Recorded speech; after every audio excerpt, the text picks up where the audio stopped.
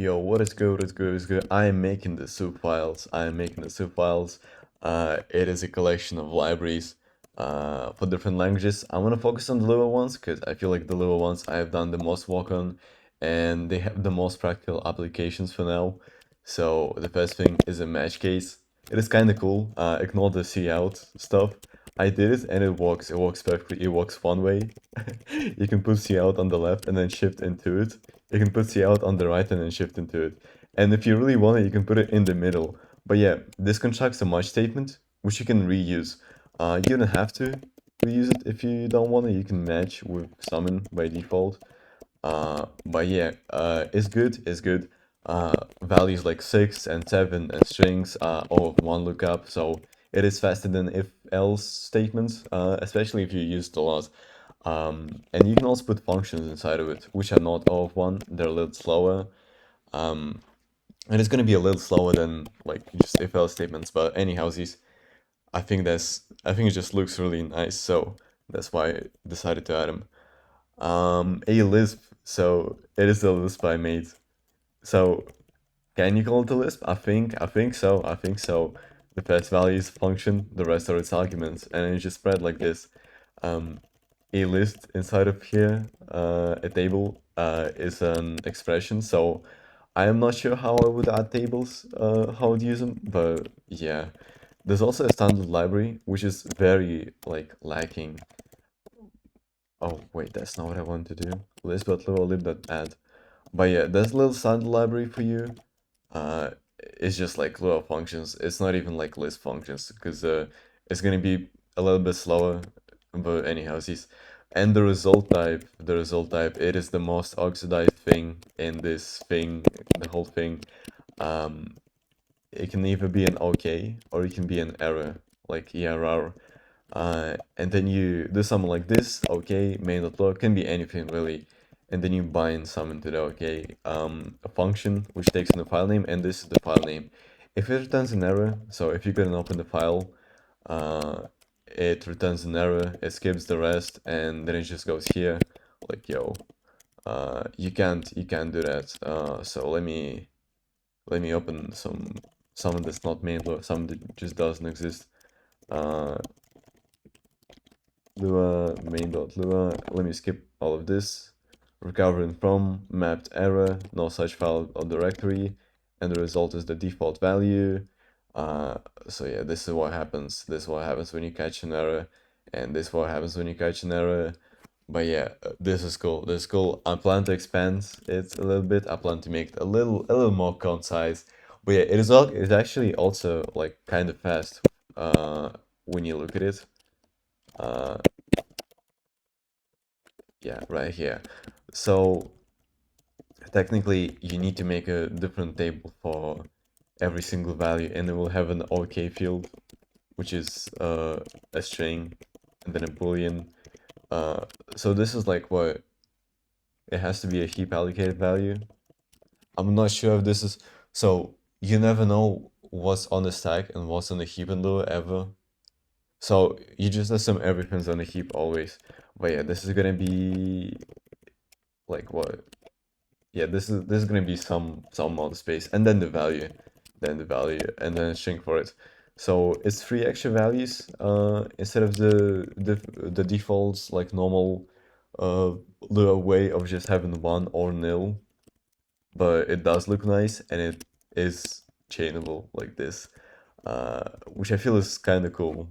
Like when you think of it, you can bind a function, and then you can reuse the function. Um, you can cache errors a little bit more elegantly. So yeah, that's that. That's that. I'm also trying to do a testing framework. Not sure why.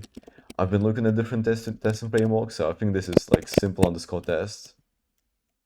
I actually forgot what it was called, but yeah. Uh, may try to copy that one a little bit. May try to, so it will actually be look like this. Is as then this, or I could use like the busted syntax, so it'd be describe and then function like this, and then and then a function like this. Maybe it should be like this, maybe it should not be like this. I don't know, I'm gonna figure that out. but that is not the main thing in it. I plan to use this only for testing the library itself. But also if anybody will. By the way, every single module is made in such a way where it does not. So if you look up require, soup.lua just includes all of it. Lisp.lua is a funny one in a way. So oh wait, it doesn't actually require it at all. So what does though? Oh, none of them require other modules at all. So yeah, it is made in such a way where you can just take a module, a file, and then copy paste it into your project. And then you have to say credit goes to the author, if not nil on GitHub, and then you use it, and then you use it. I feel like it's amazing. So yeah, I'm gonna leave a link down in the description, and I would ask you, explicitly ask you to go on there and then look at it and then make an issue if you don't like something, even if it's like correct.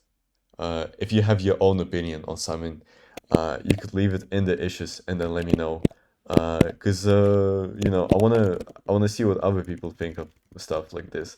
And if you have any requests, cause I like Lua, I like doing really weird and bad stuff like this, right? Like you would overload operators right here. Um, I'm also planning to do like arrow functions. So there's Lua arrow.lua. Oh my macOS is shit. macOS is really bad. Uh, yeah, Lua arrow. So it tries to do it like Haskell, and it's actually really cool. So uh, I want to do it with a little bit less overhead. I feel like, you know, it could be like chain summon like this, and then you just like shift right to a function, or maybe you could have reusable chains for stuff. I don't know. I don't know. I'm not sure exactly. Um, but I feel like since somebody else did something similar, but like with not the syntax that I would personally like, I feel like I could do the same. Except it's actually a big code base, but it's like vibe coded, I think. How vibe coded is this? Yeah, 82 commits is not that much.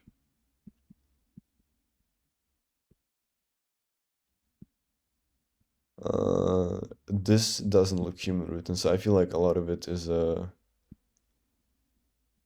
yeah, I feel like a lot of it is vibe coded. So I don't know. I feel like it'd be kind of cool if I did mine non-vibe coded. By the way, did you know about this? Did you know about this? You can two-string a table, um, and then two-string another table, and if they are the same table, they're gonna be the same. And if they're a different table, even if so, this equals this is false, but like a equals this, and then two-string a equals two-string a. So this is wait. Oh my god, bro. Two-string this is gonna be true, but then this is gonna be false. It's kind of funny, I think. Uh, so yeah, I think that's that. Um, did I yapp too much? I think I yapped too much. Okay, bye.